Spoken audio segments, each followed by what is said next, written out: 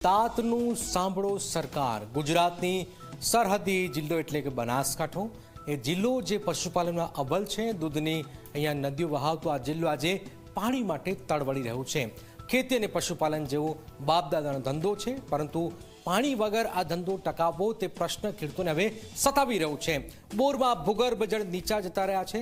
સરકારે નર્મદાનું પાણી આપીશું તેવું વચન તો આપ્યું, પરંતુ હજુ સુધી પાણી છે જ નહીં, આપ્યું જ નથી. ત્યારે જુઓ અન્નદાતાના પાણીનો પુકાર પર શું થઈ રહ્યું છે. આવું જોઈએ, જાણીએ, સમજીએ.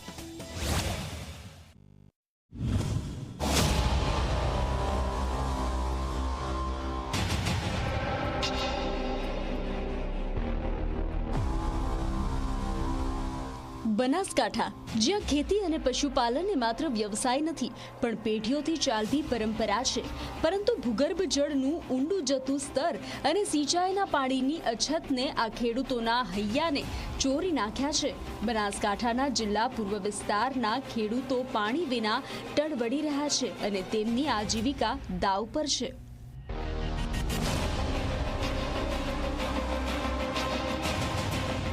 અત્યારે અમારા ખેડૂતોએ ઉનાળાની આશાએ બાજરી અને મગફળીનું વાવેતર કર્યું હોય.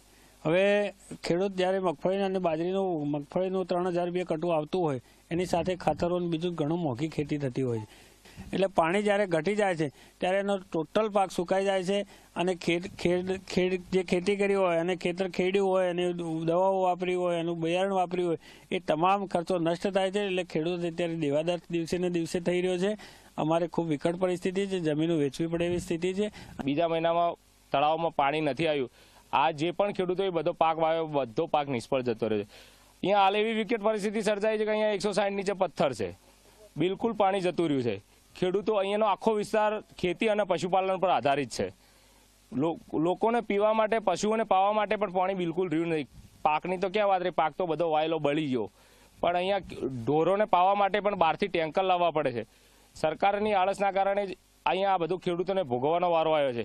તાત્કાલિકના ધોરણે સરકાર જે અધિકારીઓ અને કોન્ટ્રાક્ટર પર એક્શન લઈ અને તાત્કાલિકના ધોરણે અહીંયા તળાવમાં પાણી નાખે તો ખેડૂતોને ફાયદો થઈ, નકર અહીંયા ખેડૂતોને હિજરત કરવી પડે એવી પરિસ્થિતિ આવી ગઈ છે.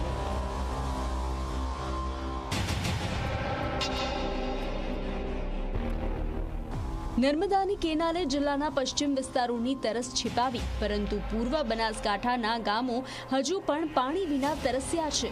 સરકારે 2022માં 1600 કરોડની પાઇપલાઇન નાખી મલાણા ગામનું તળાવ ભરવાનું વચન આપ્યું હતું, પરંતુ આજે 3 વર્ષ પછી પણ એ વચન માત્ર કાગળ પર જ રહ્યું. અહીંયા મગફળી અને બાજરીને એવું વાવેતર કરેલું હતું. એટલે અમને આશા હતી કે બીજા મહિનામાં ગામના તળાવમાં પાણી નાખશે એટલે અમારો પાક તૈયાર થઈ જશે. પણ બન્યું એવું કે આ પાઇપલાઇનનું પાણી હજી સુધી નાખ્યું નથી કોઈ તળાવમાં અમારા બાજુ. એટલે અમારે હવે પાણી વગર પાક 160 ફૂટ નીચે તળ જતા રહ્યા છે.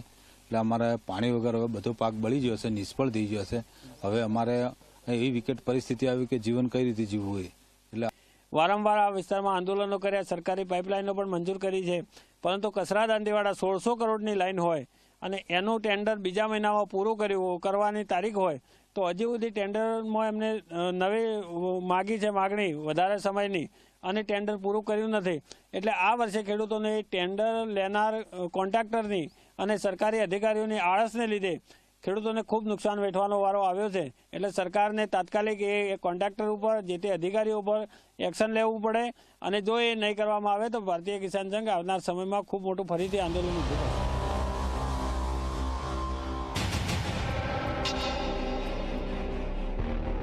કાળઝાળ ઉનાળામાં બનાસકાંઠાના ખેડૂતો પાણીના એક ટીપાની રાહ જુએ છે.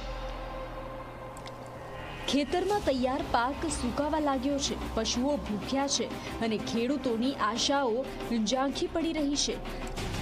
આ વેદના હવે ક્યાં જઈને અથડાશે?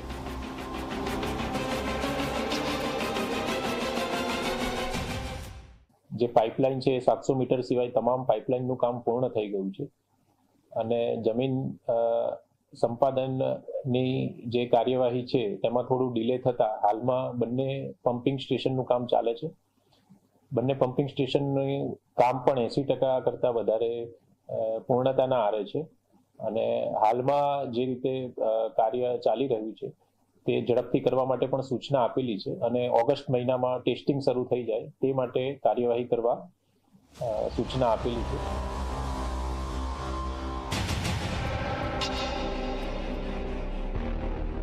બનાસકાંઠાના ખેડૂતોનો આ સંઘર્ષ ખેતી અને પશુપાલનના વારસાને બચાવવાનો છે. સરકાર પોતે આપેલા વચનોને ક્યારે હકીકતમાં ફેરવશે? અલ્કેશ રાવ, ઝી મીડિયા, બનાસકાંઠા.